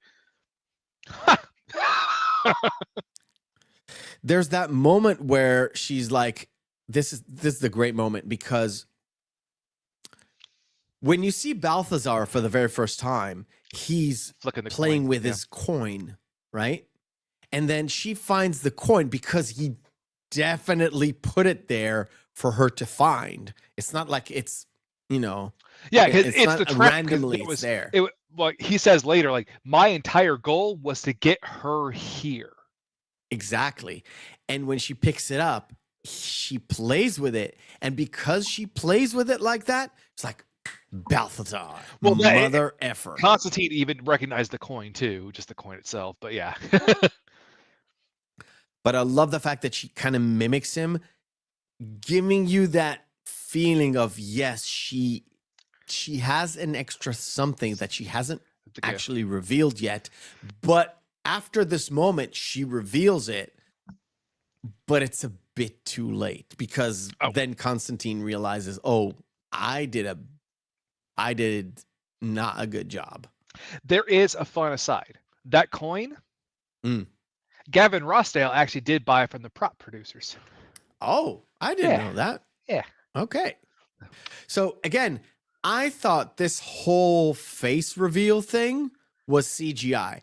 It's partly CGI when he hits him, but then it's full on mask. Later on, it gets more deteriorated when he's giving him technically his last rites. Oh, and also too, you know, what's infuriating about this scene is Angela. Jesus, you are. In the context, you can actually throw his name up too. Where like you got out of the car, you didn't put on the amulet. Get in the car, no, stay here, men. You walk out like, if you would have just stayed in the car with the amulet, you would have got fired. Let's just put it aside. It's like, damn women again. Watching that game where it's like, at least put the amulet on that he gave you for a reason. The only thing that fits is the fact that Angela is a detective. She doesn't like people to tell her what to do. It's established in her character. Well, and to be fair, she is confident. Yeah, but also like why she left the amulet behind when John gave it to her. There's specific reason, like worst case scenario, stay in the car and keep the amulet on. Like you could still keep the amulet on. All right, I want to before he goes back to midnight. This scene, because I have stuff there. There we go.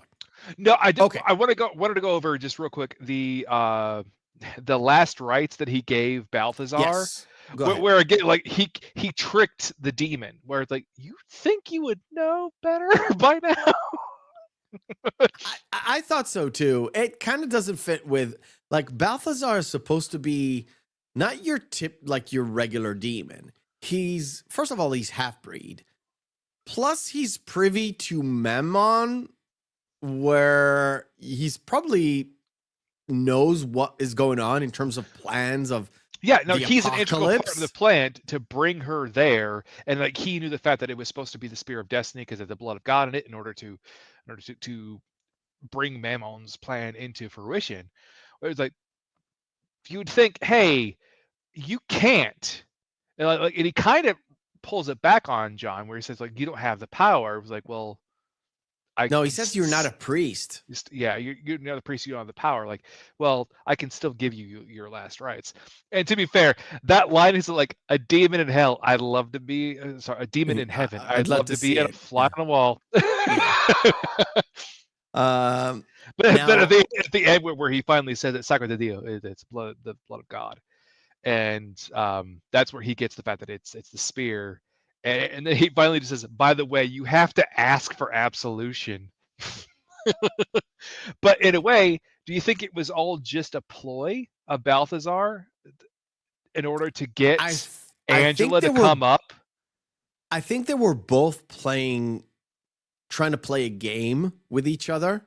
Yeah. Where Constantine was playing one game and Balthazar was playing a very different game, which was, I will just keep talking regardless of what's going on, and I will make sure to, waste a bunch of time with this whole conversation that is totally useless. And Constantine was doing that to strike fear in him in order for him to talk. Yeah, to confess. So it's a very different game that they were both playing. And I think Balthazar won, to be fair. Yeah, because Balthazar's entire plan was essentially trying to get Angela to where he was in order for Mammon to force her to him. Yeah. And so in a way, this point. This whole thing that she goes through is a combination of actual VFX and green screen VFX. So when she gets pulled, she was really pulled across a studio, but it was all green screen. And these walls are actually walls that they build in order for them to break in a real set, except for the one with the cubicles. That's where it's a composite shot. So when it's cubicles right towards the end, it's a miniature that they've used to do this drag. So it's a little bit of everything. So you got real sets that are breaking apart. You've got the green screen effects for the pull, and you've got miniatures and composite shots. So it's a full on VFX stuff to do. And to be fair, again, we've talked about before how older CGI has aged poorly. That aged extremely well. Yes, and I think so too. This entire film has aged extremely well. In fact, most of the films we've talked about in the last couple of weeks, from the mid 2000s to late 2000s, have aged very, very, very well. Yeah, they hold up really good. When you like compare it the to Watchmen is really good VFX. Yeah. Well, I mean, 300 was 300 too. Sin City was great, and it's like, and you compare it now to some certain films by certain major companies owned by a certain mouse who may or may not be a Nazi. I'm going for the not Nazi part, but I have more respect for Walt than I ever did, just because of the people who are running this company right now. It's like, wow, you were actually very much a creative genius. Yeah. Side note, have you seen Snow White yet? Cause you shouldn't. Nope. No. Like, I have not seen a lot of movies this year because there's nothing really that interests me to go see. I'm waiting for The Working Man because I heard it's pretty decent. Yes. But it's another Jason Statham movie. I don't particularly watch Jason Statham movies. They're fun, they're entertaining, but I want to watch Beekeeper because I heard good things about it. But Beekeeper's great, but it's also like you could replace the Beekeeper with the mechanic, with the transporter, with Crank pretty much. Crank has a little bit of a different story, but the rest of it's they're kind of the same concept, repeated over and over and over again. Just like Ryan Reynolds. Jason Statham is the epitome of that. It's Jason Statham playing Jason Statham in another Jason Statham movie. And like, I like Jason Statham, but I like him as Turkish, not as anything else. Well, it's Turkish. I do love him. Lock, Stock is great. So Constantine goes to Midnight. He tells him about what's going on. He tells him, you cannot be neutral. They've already broken this pact. Yeah. Even though he shoots up his place. I would be pissed too. Have you lost what little mind you have left? And it's like, I need to use the chair because he knows about the Spear of Destiny, Tommy, but he doesn't know the about Germans. the Spear. Yes, the Germans, Tommy. I love that movie so much. They had to basically this is a unique way to basically do a lot of exposition dumping of a character trying to find out where the villain is very fast. Yes. This is a very creative way to do it in a way that fits with the occult theme and how dangerous the concept of it is. Them doing this was great. So, like, are you ready? No. No, exactly. And to be fair, they said that the closest thing to what the books represent is Papa Midnight. He is almost exactly as he was presented for the very first time in Hellraiser.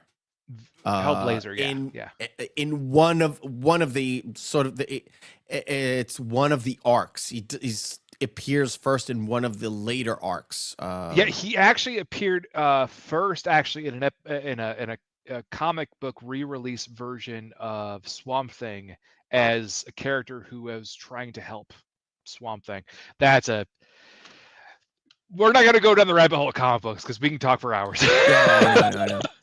But this is where, when all's said and done, and kind of Constantine is like, oh, I know where they're going, what they're going to do. This is where Chaz come into play, because when Constantine bursts through the door, he doesn't have time for the bouncer. So he just gives like. He just clocks him in the face. He goes like, how do you like that, bitch? and Chaz are like, oh, riding a dress. How do you like that now? But when it's all said and done and he finishes, he has a chance to like say all the things, that he learned. And Constantine is like, oh, there is a continuation after. I think I can trust this guy. Well, the thing is, too, is also it was his idea that saved the day, because there's no way that Constantine would have been able to make it to Mammon and Angela in time in order to prevent what was going to happen. Yeah. So, yeah. But the breaking of that, and then I love just the very end where Papa Midnight's doing the prayer over Chaz. It prays. He turns to Constantine and he goes, "Please." Yeah. This is Keanu Reeves' favorite scene. Yeah, it's fantastic. It's great. He said he is so indignant of Papa Midnight's prayers. He's like, yes, it's like, it's sort of like when he says that, please, it kind of reminded me a different movie. I don't remember the name of. Anyway, it's the same kind of please that you get in a different movie that I kind of forgot, and it would have made a better point. Never mind. But Keanu was like, I love that he's like, after all that, he completely ignores Papa Midnight. It's like completely, and he just walks away. Yeah, I love it. Again, there are moments in this where you have very subtle humor in context of what was going on. And if you're in tune with the movie, it kind of makes it better. I don't know what it is, but that the small amounts of humor just made it better. Even this moment where Chaz goes in and all he had to do. That it also, the way that they are assembled as well, how John walks in just as in Father Hennessy, hello, my name is John. Like he's walking into an AA meeting and all the demons turn to him. It's great. Well, he tries to put in the cross. To break it, yeah. Yeah, but he breaks it. But it still works because the whole point is as soon as it touches the water, it doesn't really matter. It sanctified the waters, yeah. And we do have the shot of Michelle Moynihan there. It's really tough to do. Yeah. No, it's fine. But I love it that he walks in, he puts down the thing, and he goes on top of the He chair. stands up and was like, I will deport all you all right now. And he goes, okay, you had your chance. And he just puts his lighter up to the spring. It's like, go to hell. Yeah. And he explodes on that room. And of course, Chaz comes in and gives it the saves last him at kind the of end, like, yeah. Saves him at the end. Which sucks because then Chaz gets killed by essentially Gabriel. Yeah, because they actually had the entire situation with Mammon under control. Because they had they did. They've been able to suppress the possession of it. With Chaz's help, Chaz comes in and does the speech with the litanies, the Latin litanies with Constantine, because he needed the help in order to force him back and force Mammon back. To me, like again, this kind of enforces the whole exorcism thing.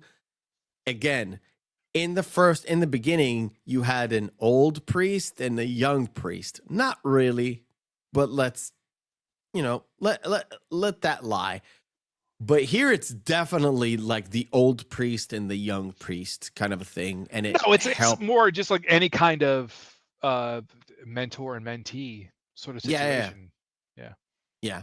Where in the first one, it kind of is murky because Constantine maybe is younger, but the other guy's the guy who, he saved from alcoholism, even though he's a priest, and it's a little bit murky on who's the mentor and who is the mentee. Well, there wasn't even that there. He was basically like, well, Hennessy had to call him in because he had no frame of reference to resolve this issue. Like he had never dealt with anything like this, even though Hennessy was attuned to the ether and he was able to understand what was going on. He had to suppress a lot of his abilities, but he couldn't actually exercise demons the way that Constantine ever was able to. So, but we have Gabriel, and we get rationale for the tattoos on his forearms, which was great. Yes. I think it's I wrote it down, but then I deleted it. I didn't think it was that important. It's the mark of the Red King. It's all about again mixing up a little bit of occult and actual Catholicism. It's not really well defined.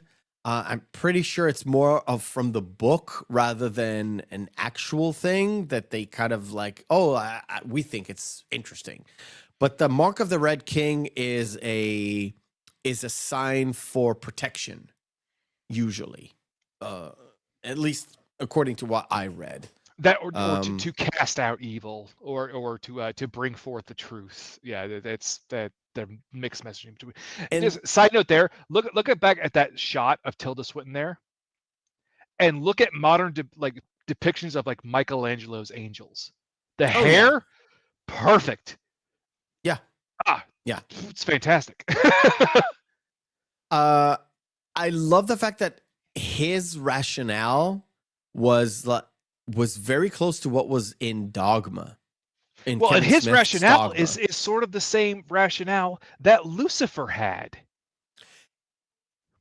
Lucifer, like I said, in Dogma, his rebellion was very similar, but yeah, let's go ahead. In Dogma, Bartleby has the same kind of talk, and it's Loki that says, well, I've heard this speech before. You're talking the Lucifer talk. Yeah.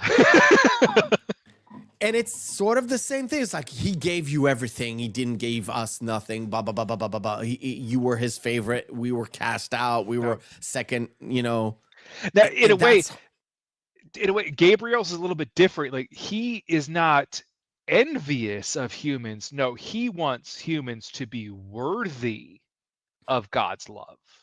That's where there's the difference there. We're like, no, he understands that God loves you regardless, but no, he wants to make sure that you deserve his love this time. Only through this torment and torture, this hell on earth, will you be worthy of it. So, yeah.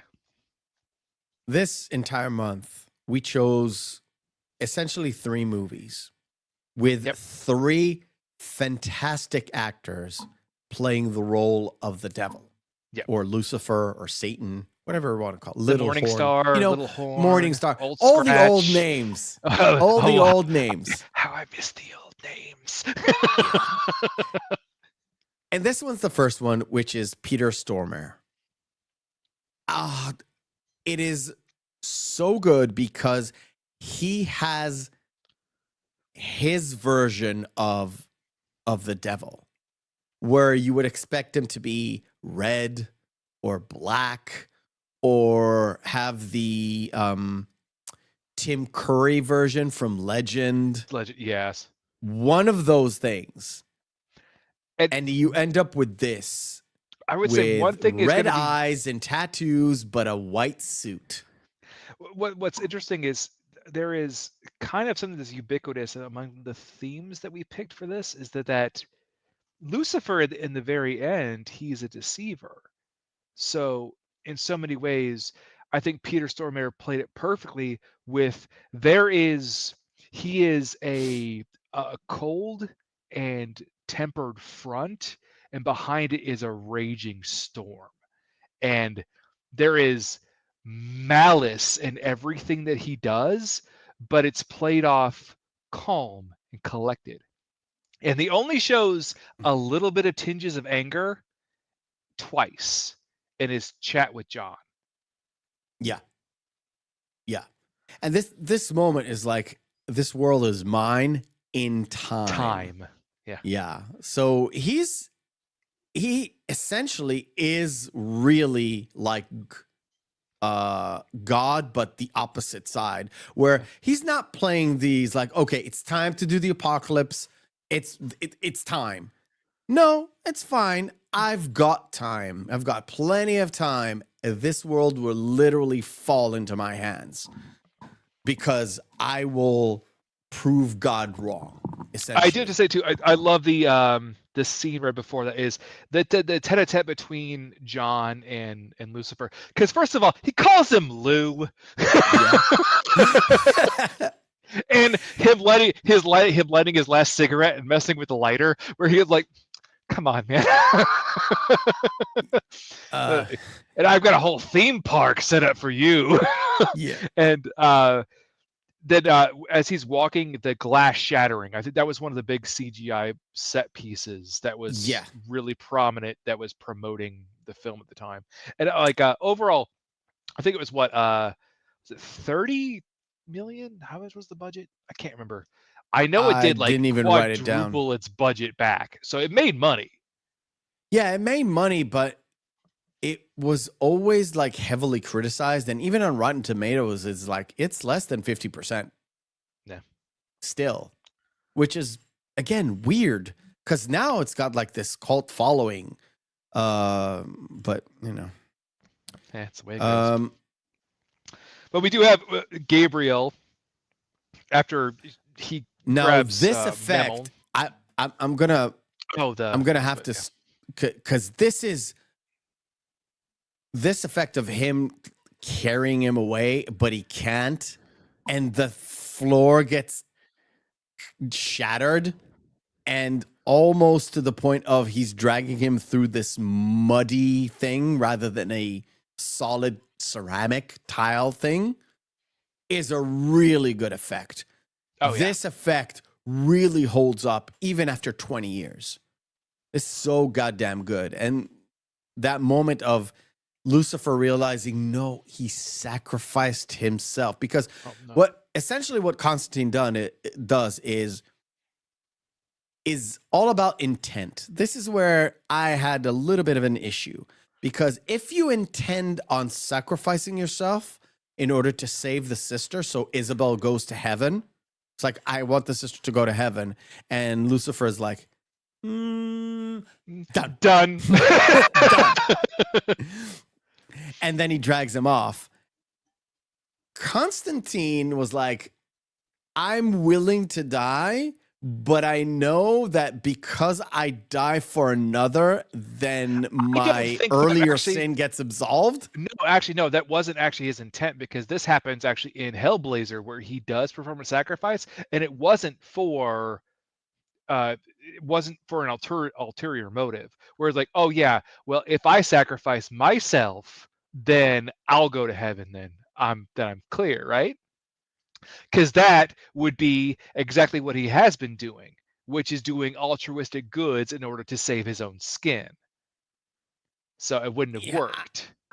Like I said, I think it was still self-serving, even though he was willing to die because he's already a dead man. No, but it wasn't self-serving, though. He was trying to do one last good thing, and the last good thing he could do was save the one woman who inevitably saved the all of humanity. Because if it would not have been for Isabel, if Isabel would have succumbed to Mammon's will, then everybody would have been fucked. Yeah, I know. So the whole point is like, okay, Lucifer is like, I cannot have this, so I'm going to extend your life even though you didn't ask for it. And he shoves his hands into his body, Matrix style, and he takes it out and has these two big chunks of fucking lung cancer out of his body. And Constantine is like, yeah, I'm like not coughing anymore. And I'm not dying anymore. Well, you'll be mine in time. Like, it's only gonna be a matter of time before you fuck up again, John. I know you. I know you. And this moment, like I said, it really reminded me of Dogma, where he's like, yeah, he burned his wings off, like Lucifer burned his wings off. And he comes out, it's like, yeah, see, I was correct. You were like fulfilling your potential. And he hits him in the face. No. Take your vengeance. Take your vengeance. Punches Gabriel in the face like it's pain. Yes. Get used to it. And you're like, see, I knew it. It's all a trial. I knew you passed. Yeah. I chose a higher path. How Gabriel just slinks back into the water, where it's like, there's going to be a lot of explaining that this person's going to have to do now. Yeah. He needs like a buffing machine like Hellboy to debuff these the wings, the remnants of the wings off. Yeah. And again, there's that moment where they could have gone for the kiss, but they decided not to. And I liked it that they didn't go that route. I'm the same way. And also how there is, even if they were initially in talks, we talked about it before, but once this was released and it was a hit, they were going to make a sequel. Then it got pushed back, and now it's in talks after the 20th anniversary, and now everyone's really more invested in it. But how he gave Angela the Spear of Destiny, like, yes, no, you take it and hide it, so I won't even know where it is. Exactly, and because she's a powerful psychic, nobody can extract that information out of her. Yeah, so it'll be safer, I guess. Yeah. And this is literally the last shot. It's like, oh, there's a plan for all of us. Well, and no, it also hit packing, and it's a piece of gum. Yeah. Instead of a cigarette, which is, Well, there is the post-credit scene. I haven't watched it this time. No, so it's just Constantine at Chaz's grave, and he leaves his lighter there, and Chaz comes down, and he's an angel, and he grabs the lighter and flies away, and that's it. That's a wrap. Absolutely great.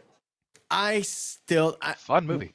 I love this movie from the first time I saw it. Yeah. I could not understand why it was so criticized heavily about not being good, or again, you can be nitpicky, and there are things that don't really match, but if you just go with the flow and those nitpicky things don't bother you as much, it's first of all, it's real comic booky. Well, if you don't know that it is. If you compare it to the actual comical films that were released at its time, this movie is leagues better. Think of X-Men: The Last Stand, Blade Trinity. Yeah, I know. Compare Constantine to those two films. They're night and day. Or also, like, was it Fantastic Four and The Rise of the Silver Surfer? Yeah, but those are like superhero movies. Think about like movies like From Hell or A League of Extraordinary Gentlemen, where again, it's also kind of superhero-ish, but those were the movies that were of the time and plus from the same author. So but there's certain... Sander, wasn't that it was actually released of Hellboy 2 Rise of the Golden Army, because Hellboy was 2002? Hellboy was 2004. This came out 2005, and Hellboy 2 was 6 or 7. Okay. 6 or 7. I always thought that Hellboy was 2002. Okay. Anyway. No, 2004. Stand corrected. So. It just...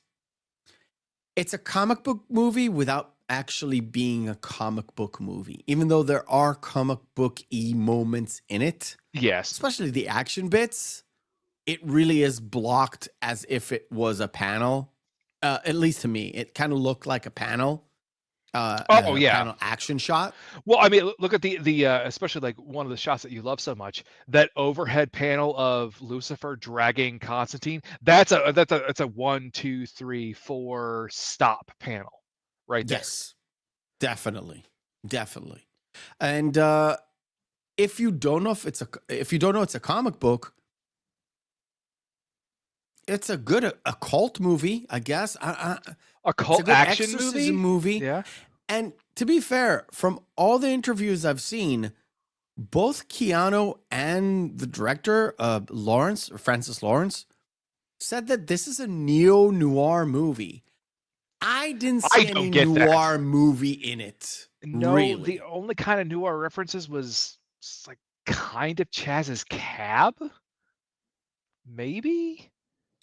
I don't see the noir or the neo-noir in it. No, I don't get that. No. There's detective elements in there. Yeah. But like not really. Like really. I couldn't.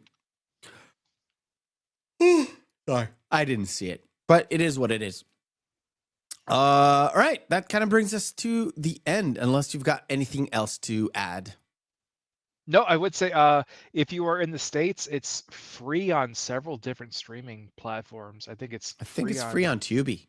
Yeah, it's on Tubi. There's one on, I think it's free on Roku as well. So like it's overall soup to nuts. If you minus credits, it's under a 2-hour watch. Yeah. Yep. Give it a shot. Yep, give it a shot. All right, ladies and gentlemen, next week there will not be a show. But in 2 weeks from now, we will see Keanu yet again in another hell movie, one of my favorite ones. And I'm so glad we found a little spot for it. It is finally called The Devil's Advocate with Al Pacino. I'm a fan of Man. Yes, I am a fan of Man. But yeah, we'll talk all about Devil's Advocate. So we got 2 weeks to watch it. Next week, we will take a bye. I will celebrate Passover with tons of food, basically, and try to enjoy the little break that we have. So remember, guys, hope is a good thing, maybe even the best of things, and no good thing ever dies. And we'll see you in 2 weeks. 2 weeks.